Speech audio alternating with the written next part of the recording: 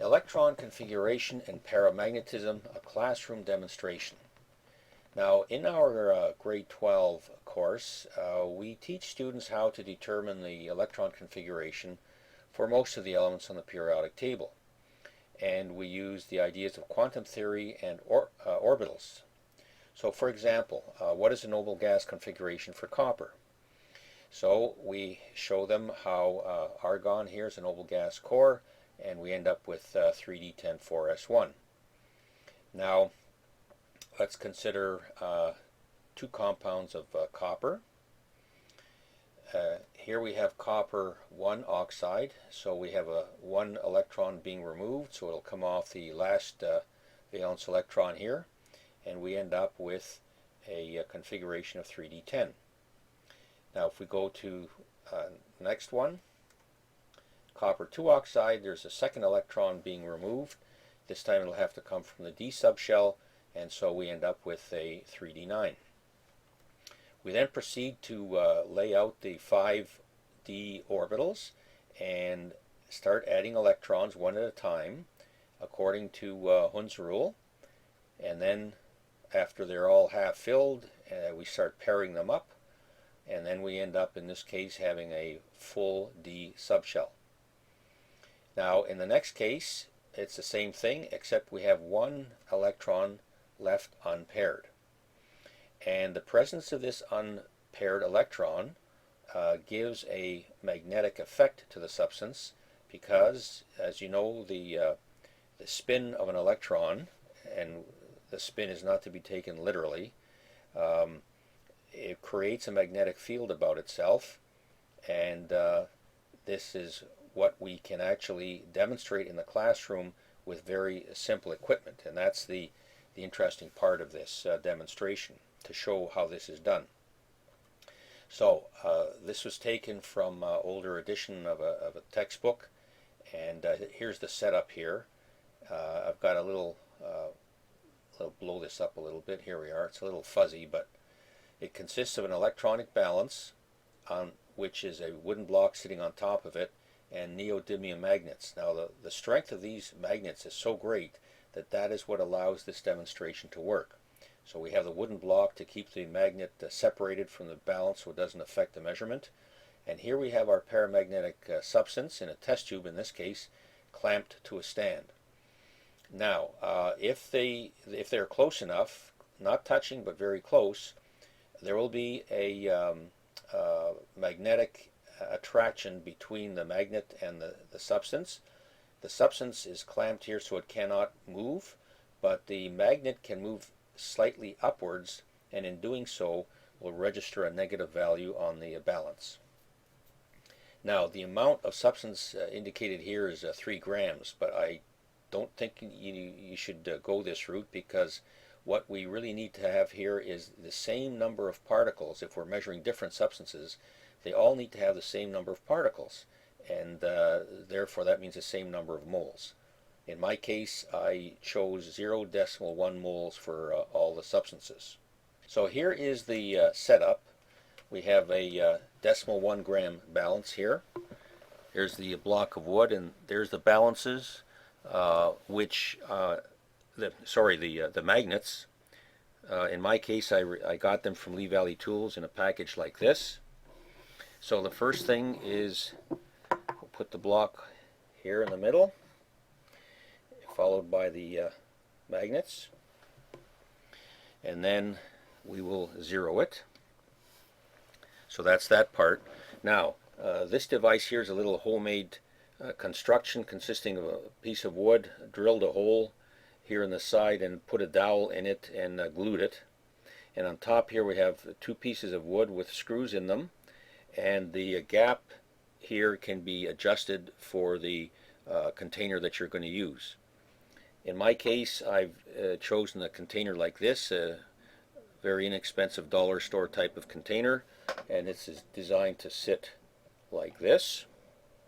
Now you have to lower this whole apparatus so that you've got the container as close as possible to the magnets without touching it. You can see the 0 is still there.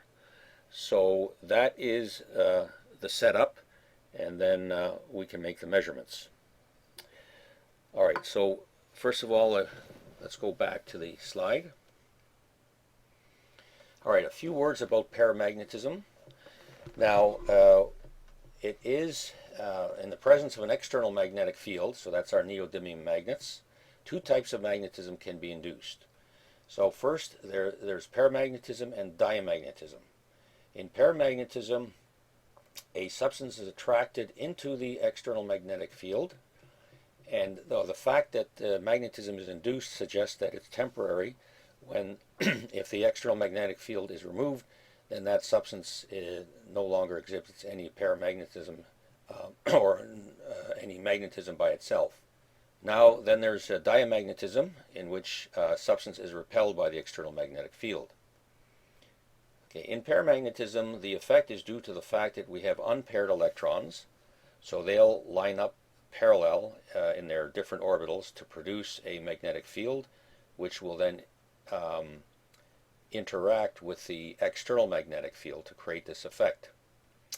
In diamagnetism, the electrons are paired up so that their individual magnetic fields cancel out, and the net result is zero. In fact, there's a slight repulsion by the external magnetic field. So let's take some examples here. Here's copper atom. Now, copper oxide, as we saw in the first slide, looks like this. And so we would expect, since they're all paired up, their magnetic fields will cancel out and there will be no effect. So let's check this out.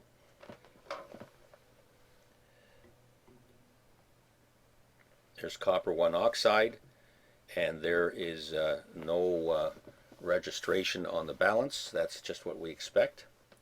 Okay, so we'll go back. Copper 2 oxide, we have one electron that's unpaired, so we should see a magnetic effect.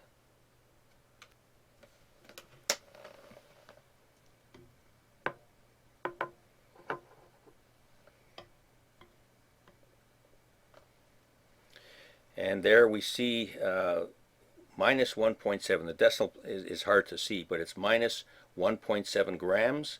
So in other words, this assembly here, the magnet has been raised slightly, being attracted to the copper 2 oxide, and the result we see is a decrease of 1.7 grams. So there's definitely an effect there. Now, if we just consider this again here, these are all paired, and so this is a diamagnetic substance. And as mentioned, you might think because there is a repulsion from the external magnetic field, you might expect that in fact the balance should show a plus sign because the system is being pushed downwards. And that would be a reasonable thing to think, except for the fact that diamagnetism is extremely weak, and our balances are not nearly sensitive enough to detect that. The other factor is that the paramagnetic effect of this one electron is far greater than the diamagnetic effect of these paired electrons, and it just simply swamps out the diamagnetic effect of these paired electrons. All right, so let's do another example with manganese. So there's the atom, and here's manganese sulfate. So this is +2. So we're going to lose these 2 electrons, and here's our configuration. Lined up like this, we have 5 unpaired electrons, so we definitely expect a paramagnetic effect there.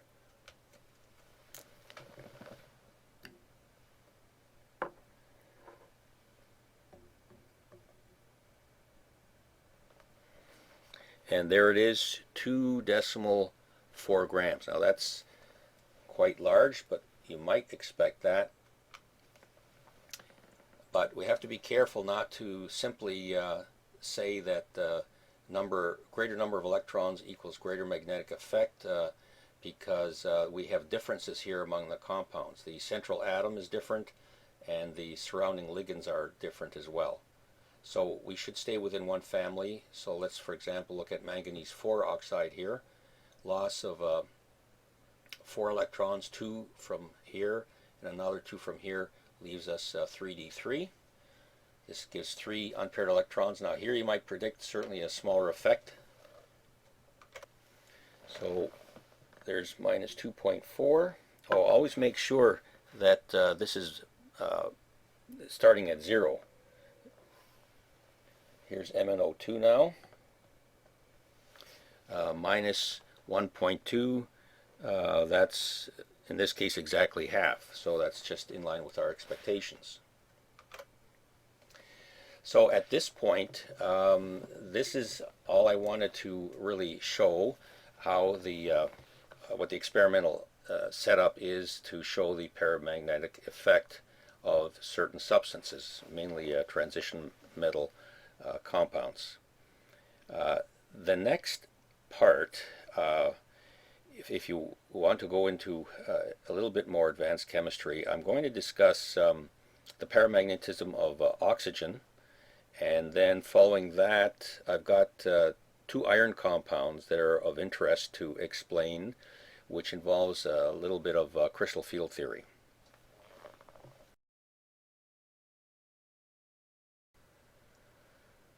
Now the case of oxygen is interesting in terms of its paramagnetism. First of all, if we go to grade 11 chemistry, we use Lewis dot diagrams to show bonding. So here, for example, is an oxygen molecule with 6 electrons belonging to each oxygen, and the double bond counting twice gives us 8 around each atom in compliance with the octet rule, which is strictly obeyed for fluorine, oxygen, and nitrogen, and that's as it should be. But there's no suggestion here, the way we've drawn it, that there are any unpaired electrons. Now, just a comment, a brief digression here. A Lewis diagram is not meant to show paired and unpaired electrons. His theory was developed around 1914 and was 10 years later before quantum theory arrived on the scene. So he had no idea about pairing up of electrons. So just be careful not to think that this really literally means that they're paired. Nevertheless, we use these diagrams, and as said, doesn't suggest paramagnetism. So we go to a little more advanced theory here of molecular orbitals, in which we have diagrams that look like this, in which we have one atom with its atomic orbitals lined up on one side, and the other is lined up on the other side, and then in between we have the combination of atomic orbitals to form these molecular orbitals, and these molecular orbitals they go around the whole molecule, and I want to point out the advantage of this here now. Let me first put the oxygen, one atom here, the other oxygen atom here. Now the first shell is all filled, all the electrons are paired, so we'll skip that and just deal with the second shell, in which oxygen has 6 electrons. So the one atom will put its 2 electrons here, and the other atom 2 electrons here. Now the linear combination of atomic orbitals forms, as mentioned, these molecular orbitals, and there are bonding orbitals that are lower in energy, which tend to hold attract the atoms to each other, and there are anti-bonding orbitals which tend to repel them. But nevertheless, they each one can hold 2 electrons. We'll take one from here and one from here with opposite spin, and now this molecular orbital is filled, and similarly the other 2 electrons will go here and here. So the 2s subshell is now filled, all electrons are paired. Now here in the 2p subshell we have 4 electrons, so we'll just line them up on each side, and they are going to combine as well. It will start at the lowest energy orbital, put 2 in here, so that molecular orbital is now filled, and then we will put 1 here from one atom, 1 here from the other, and then pair them up. So that's 6 electrons used, and the last 2 will go up into these pi orbitals, but they'll go individually like this, and you can see that this very clearly suggests that oxygen should be a paramagnetic substance, and experiments show that indeed it is. There is some attempt using a Lewis diagram to draw it like this, we'll put one electron here and one there, indicating an unpaired electron. Try to make this a little larger. Now so that's 2 electrons. The other 4 would be arranged like this. Okay. Skill level is a little limited here. Another 4 here. And now all 6 are accounted for, but if we add them all up, we have 7 around each atom, and that violates the octet rule. And so that's the problem with Lewis diagrams, not able to adequately explain the paramagnetism of oxygen.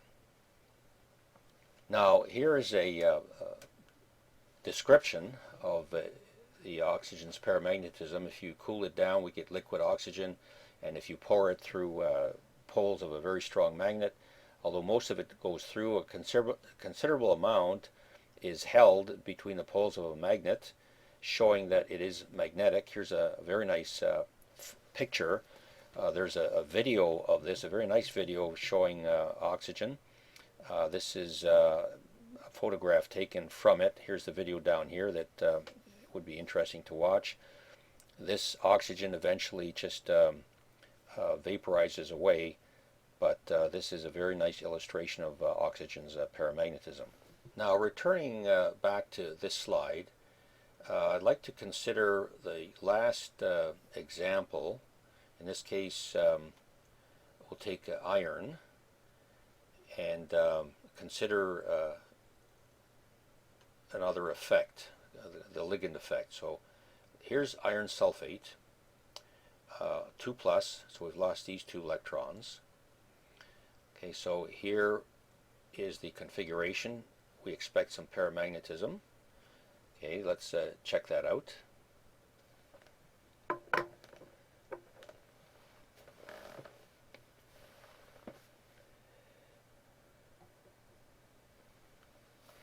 All right, there you can see minus 1.3, minus 1.4. So definitely the effect is there. And now let's consider iron ferrocyanide. Ferrocyanide, this is also valence of 2. This is sometimes called Turnbull's blue. But they both have the same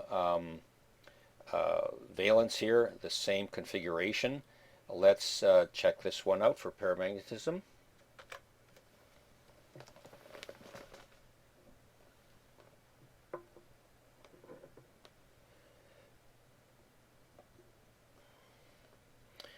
And we see no effect.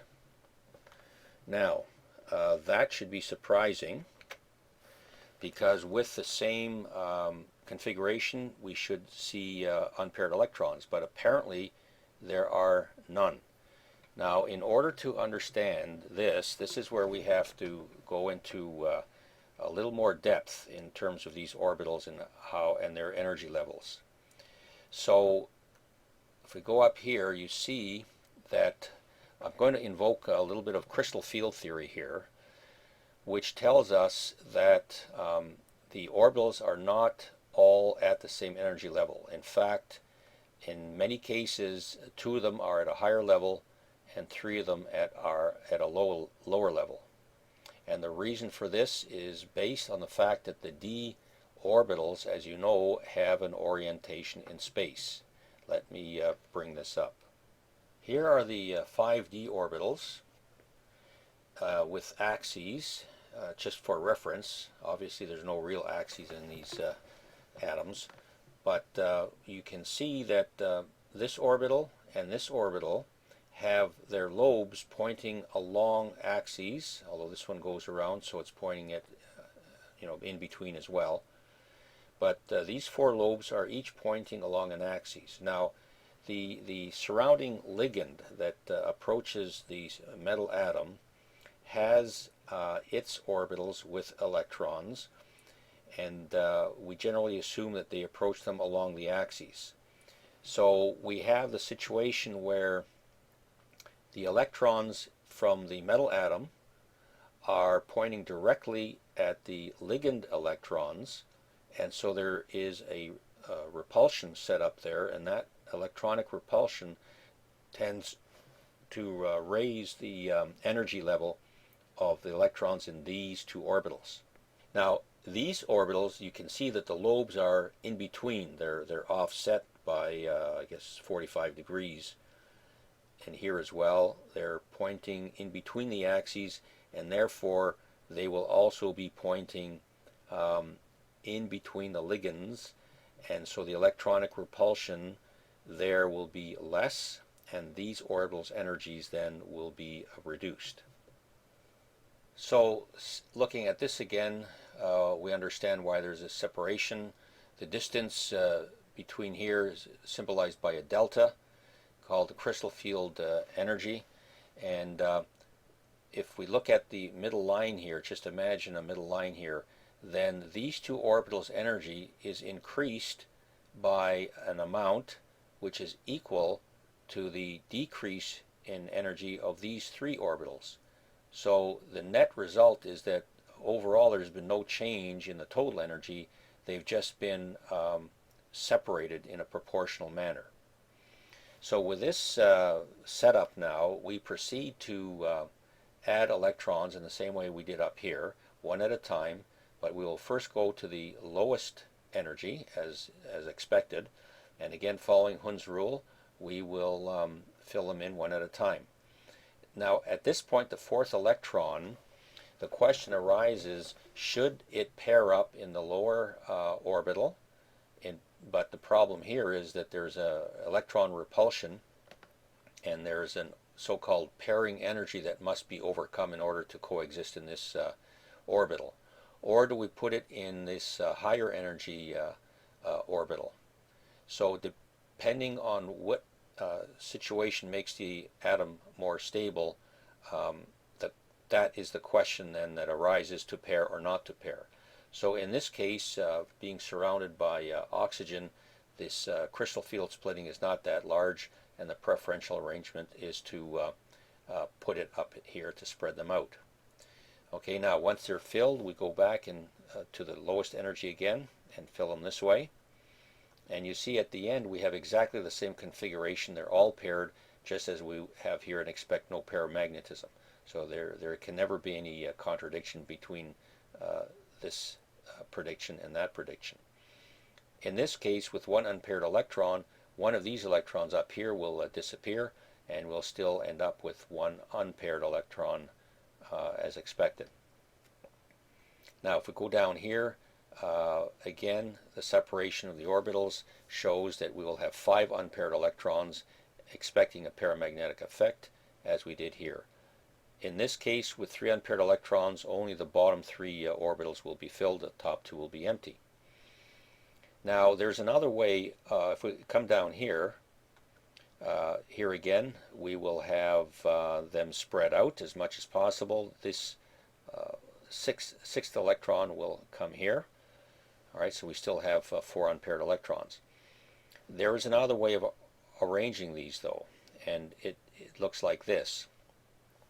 Here we have, if you notice, a larger separation. This delta value is a much larger energy difference between the orbitals than there is here.